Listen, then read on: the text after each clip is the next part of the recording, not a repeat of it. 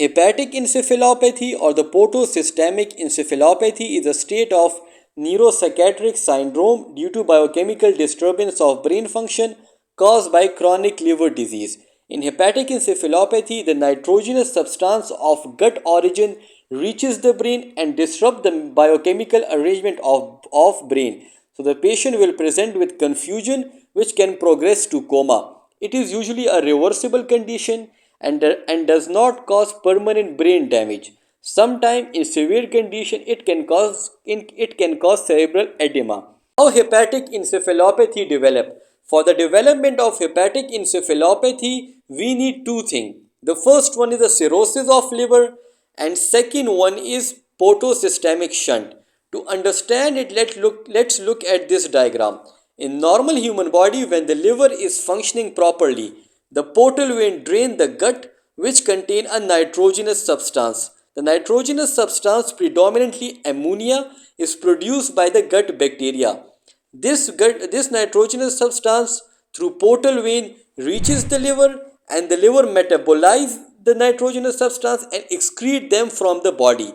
And as a result of this metabolization, the systemic circulation get a clean blood, mean free of nitrogenous substances. But whenever a patient develop a chronic liver disease such as a cirrhosis, in cirrhosis the liver lose its metabolic action. So whenever the liver loses its metabolic action, the nitrogenous substance will not get metabolized and it will start accumulating in portal vein.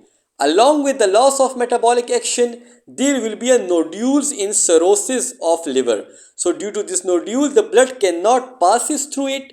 So there will be an increase of pressure in portal vein.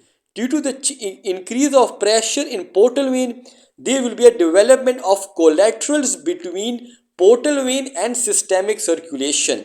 So due to the formation of this collateral, the nitrogenous substances which is present in portal vein will leak into the systemic circulation. So when it start leaking into systemic circulation, through systemic circulation this nitrogenous substances will reaches the brain.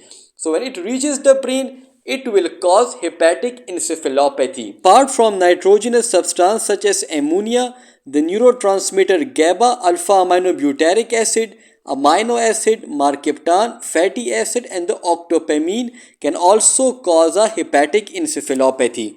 Now come toward the clinical feature of hepatic encephalopathy. The clinical feature of hepatic encephalopathy range from simple confusion to coma, mean that there is a diverse clinical feature. To memorize it, remember a mnemonic DPI-STF. The D stand for the disturbance of consciousness and disorder of sleep. By the disturbance of consciousness, we mean the patient will have confusion, disorientation, drowsiness, delirium, stupor, and later on coma. And by the disorder of sleep, we mean that the patient will have hypersomnia, mean the patient will sleep for high amount of time, along with the inversion of sleep pattern, mean that the patient will sleep more during daytime and will stay awake at night. The P stand for personality change, mean the patient will have change of personality such as the patient will show childish behavior along with apathy and irritability. The I stand for the intellectual deterioration. By the intellectual deterioration mean that the patient will not be able to perform learned skill. It is called as constructional apraxia. By the constructional apraxia mean that in the absence of motor and sensory dysfunction, the patient cannot perform learned skill. The S stand for speech disturbance such as there will be a slow, slurred and monotonous speech. The T stand for flapping tremor and F stand for fetor hepaticus.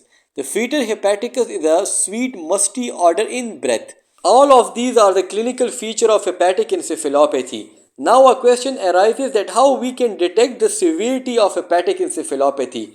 To detect severity, there are 4 grades of hepatic encephalopathy. Grade 1, 2, 3 and 4. The grade 1 is a mild form of hepatic encephalopathy which constitute a poor concentration with slow mentation and disordered sleep. While the grade 4 is a severe form of hepatic encephalopathy in which the patient will show no response to voice or painful stimuli, and the patient will be in unconsciousness, while the grade 2 and 3 is somewhere between grade 1 and grade 4. So it was all about the clinical feature and severity of hepatic encephalopathy. Now come toward the causes of hepatic encephalopathy. The cause of hepatic encephalopathy, we mean the precipitating factor, mean that in the presence of cirrhosis and the portosystemic shunt, when there are certain factors which will precipitate the portosystemic encephalopathy.